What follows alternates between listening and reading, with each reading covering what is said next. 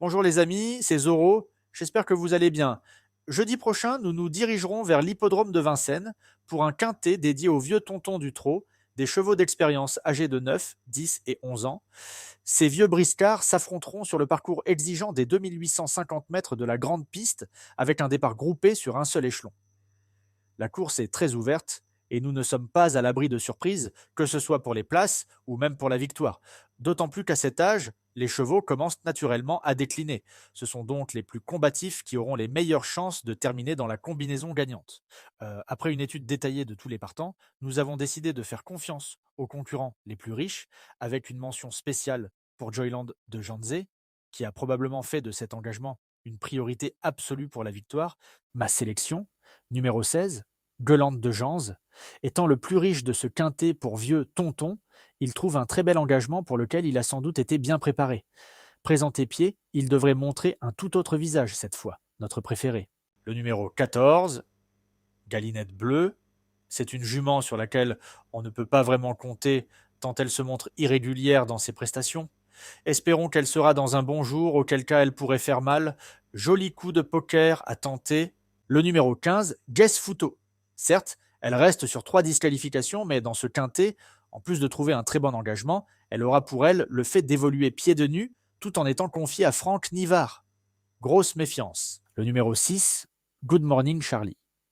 La preuve, s'il en est besoin, que ce quintet est vraiment très ouvert et très compliqué à déchiffrer avec ce concurrent que nous n'avons pas pu garder, faute de place, mais qui peut prendre une allocation si tout se passe bien. Dans un champ réduit, le numéro 8, Forever d'Ariane. Bien sûr, il n'a plus sa verve d'antan, mais c'est un cheval très régulier qui va encore donner son maximum pour obtenir le meilleur classement possible. Pour la victoire, c'est très compliqué, mais une petite place est tout à fait envisageable. Notre principal regret.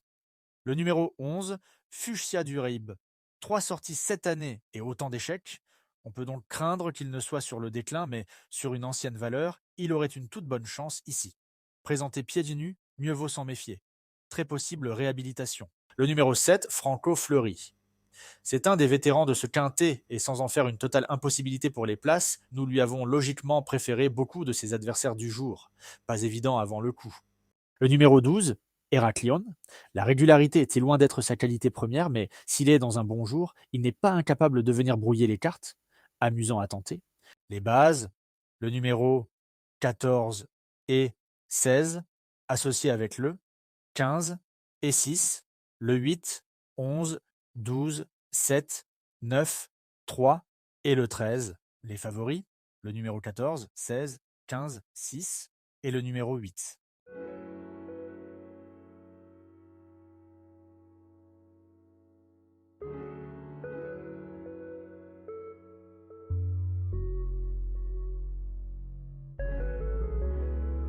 La chance régulière, le numéro 4, 12, 7, 11, 9, 3, le 13, les tocards, le 10, 2 et le numéro 1.